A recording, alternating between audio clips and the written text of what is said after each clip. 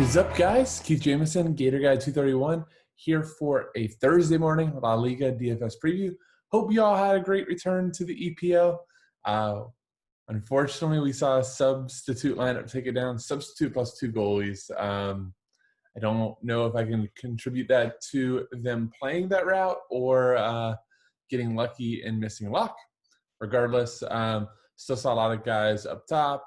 Was a pretty much went as expected with City dominating and David Luiz giving away the game. So there'll be more EPL action coming back, but today we are with only La Liga and the Danish Superliga. I will have a Superliga video, but it's only for subscribers. So if you do want to catch literally every slate on DraftKings and FanDuel, you need to get a subscription with FSI, so you can join for as little as $10 a week.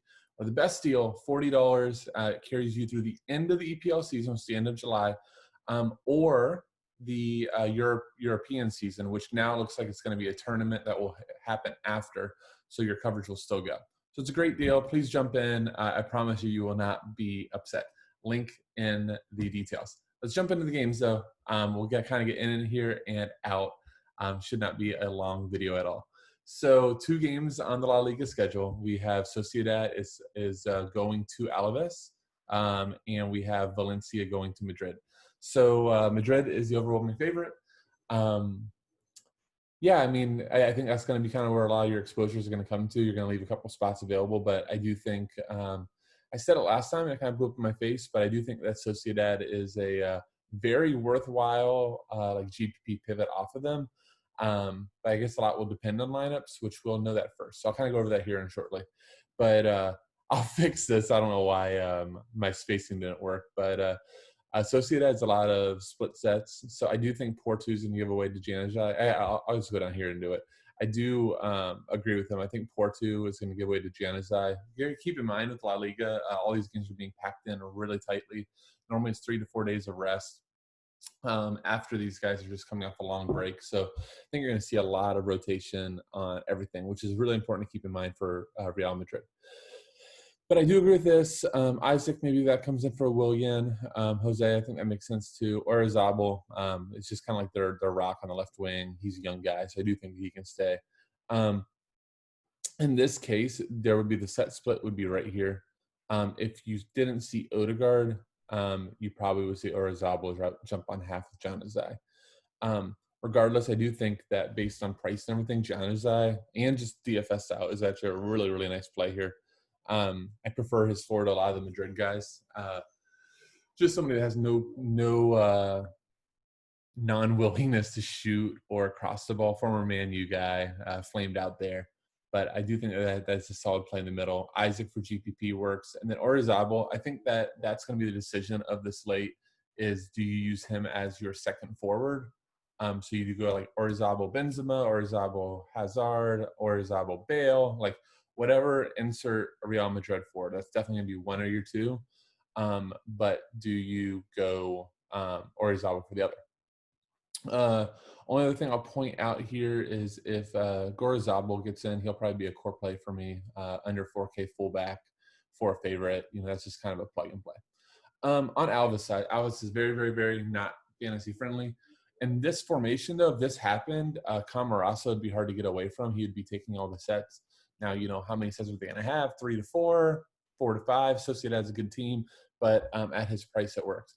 The interesting thing will be Lucas Perez is supposed to be getting really close to fitness. He didn't make the squad over the weekend, but you saw him start. I guess he would be a very worthwhile question mark over Orazabal.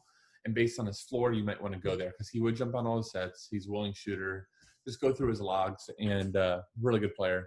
Former Arsenal guy that flamed out. Was supposed to go to Barcelona in January before Braithwaite. So I think it's worth looking at. Nobody else from Alves other than just fill-ins. The fullbacks are cheap, so you could definitely go there. Zemo Navarro's guy, so you can get a ton of tackles at the rate Opta score is going. And then, do you want to maybe just punt the goalie? Roberto Jimenez, though, that's the West Ham guy that just was awful, I believe. Let me double check. I'm really curious now. I am pretty sure it is. That is totally the West Ham guy that was awful. So, yeah, just be careful there. All right, let's go to Madrid versus Valencia.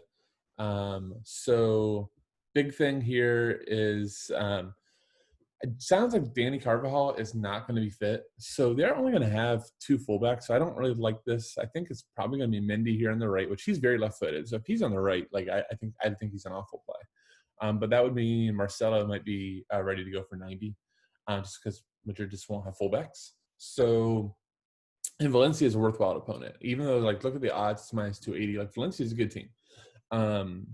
So if that's the case, Marcelo over Mendy all day and probably the best defender on the slate. Sergio Ramos price just getting out of control, 5,200. Like, be my guest. He scored an open play last time, like fantastic. I was pointed out that he's their second leading scorer, and that's great. It's just, I don't have it up, but how many those goals were PKs? 3 to 4.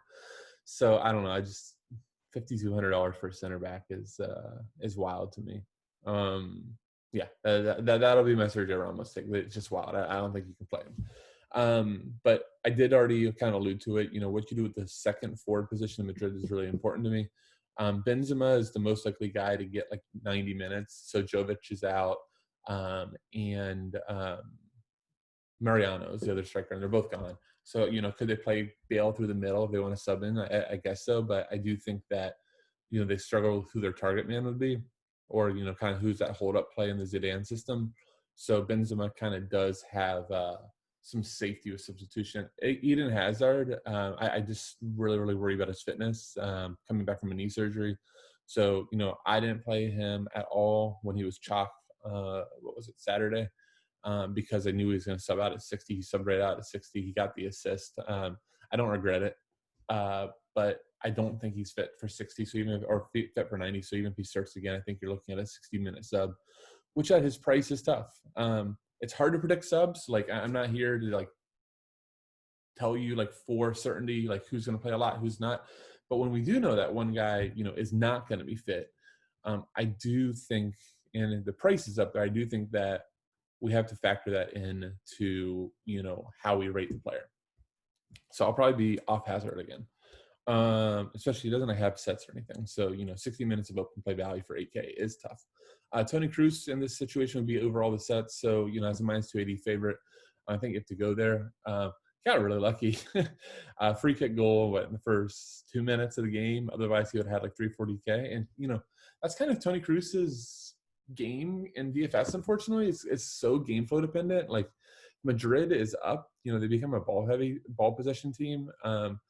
And, Madrid, Cruz is more like centrally located. So he's not going to have a lot of open play crossing. It's all from corners.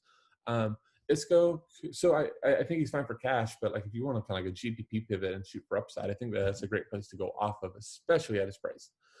Isco could split some sets with Cruz. Cruz would still be favored over them, but Isco before break was doing really nice games. I think it was like 8, 9, and like 11 DK. Just a great player. We saw him star for Spain in the World Cup. He kind of almost became an afterthought in Madrid, especially when Zidane left. Zidane's back in the team more. So I'm very fine with him at like, I think it's like 6,800. So I think that's a good play. Finally, Valverde and Casemiro would just become more holders in this type of thing. It would be like a 4-3-3. So you'd see Benzema up here. Isco has no problem playing to the right or the left. Hazard, much prefers the left where he can cut in. So I think that covers Madrid.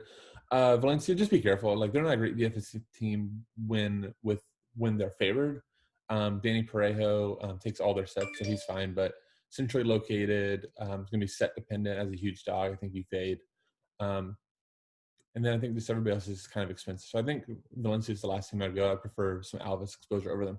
So I hope you guys do well. 2 games late. Finally on Showdown, probably a 4-2 or 5-1 Real Madrid stack.